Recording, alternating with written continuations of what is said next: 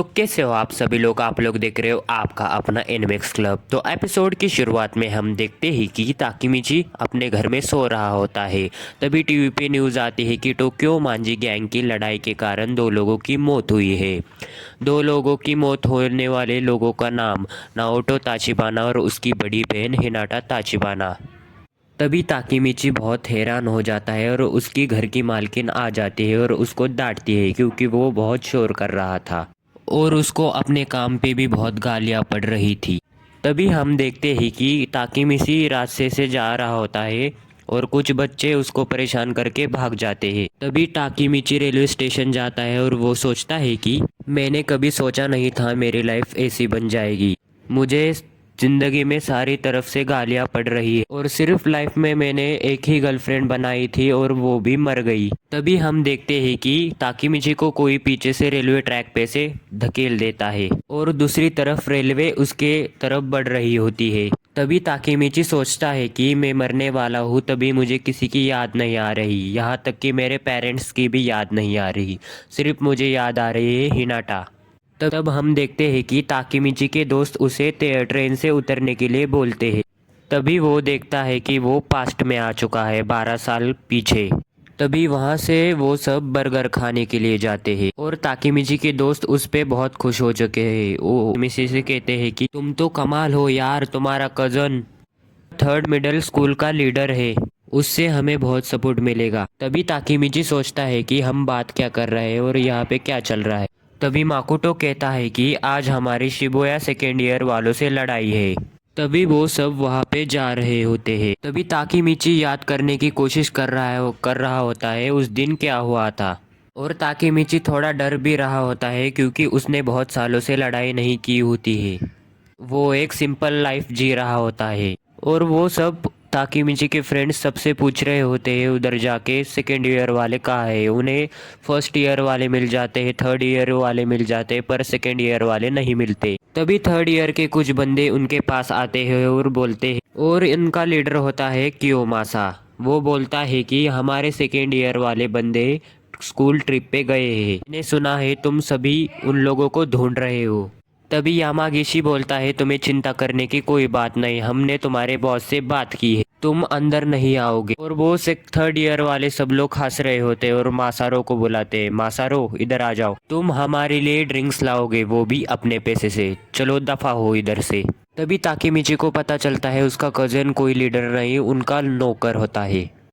ताकिमिची जब बच्चा था वो उसके सामने शो ऑफ करने के लिए सिर्फ बताता था मैं लीडर हूँ बोल के। और ताकिमिची और उसके दोस्त बहुत बुरी तरह से पीट जाते हैं थर्ड ईयर वालों के हाथों से। उनको वो बहुत बुरी तरीके से मारते हैं और मार खाने के बाद वो थर्ड ईयर उनको बोलते हैं अब तुम टोमान के सोल्जर हो, तो हम जो बोलेंगे वो तुम करना पड़ेगा तुम्हें। और ताकिमिची याद करता है ये दिन के बाद उनकी लाइफ नरक के साथ हो जाती है।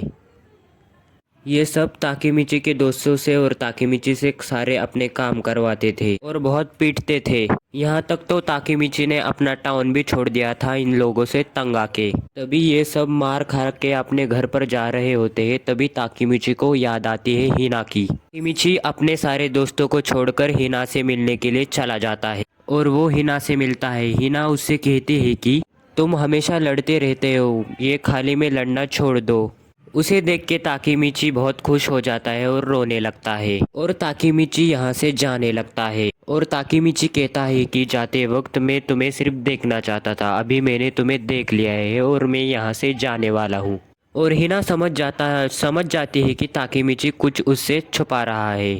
और ये दोनों यहाँ पे थोड़ी बात करने के बाद अपने अपने घर जाते हैं और ताकिमिची वहाँ से निकलकर सीधा पार्क आ जाता है और पार्क पे झूले पे झूलने लगता है। तभी हम देखते हैं कि पार्क में एक छोटे बच्चे को कुछ लड़के परेशान कर रहे होते हैं और ताकिमिची को उनको देख के गुस्सा आ जाता है और ताकिमिची उनके पास जाता है और उनमें से एक को मुक्का मार देता है। तो ताकिमिची नीचे से एक कांच की बोतल उठाता है और उसको फोड़ के उनको धमकी देने लगता है, देखो मेरा मूड बहुत ख़राब है, तुम यहाँ से गए नहीं तो मैं तुम सब लोग को जान से मार दूंगा। और वो बच्चे डर कर माफ़ी मांग कर भाग जाते हैं। और वो छोटा बच्चा ताकीमिची को थैंक्स बोलता है और ताकीमिची उस छोटे बच्चे से बोलता है कि देखो इनमें कोई दम नहीं होता, ये सिर्फ बड़े बड़े बातें करते, ये सिर्फ भोंकते हैं, काटते नहीं।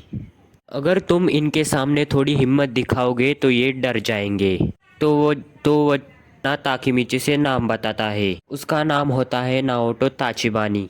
ताकीमिची समझ जाता है ये हिना का भाई है और उसको रियलाइज होता है कि आज से 12 साल बाद हिना और हिना का भाई मर जाएगा। ताकीमिची उससे पूछता है कि तुम अपनी सिस्टर से प्यार करते हो क्या नहीं, और नाओटो ताकीमिची से बोलता है वो मुझे हमेशा डांटते हैं और मुझ पर अपना हुक्म चलाते हैं तो नहीं करता।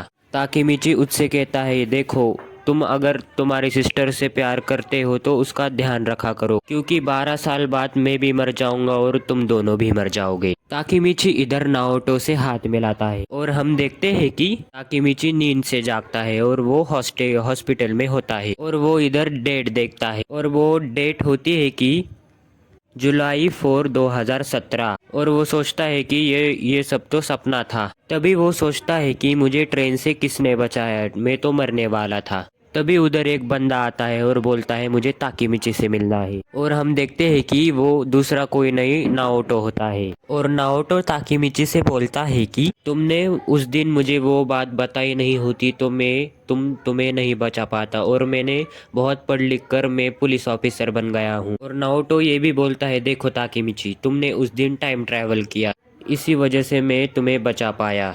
तुमने मुझे बताया था कि आज के दिन मैं मरने वाला हूँ। तुमने मुझे उस दिन वो बात करी थी, इसलिए मैंने बहुत पढ़ाई की थी, पर मैं हिना को नहीं बचा पाया और हिना मर गई। और नाओटो ये भी कहता है कि तुमने मुझे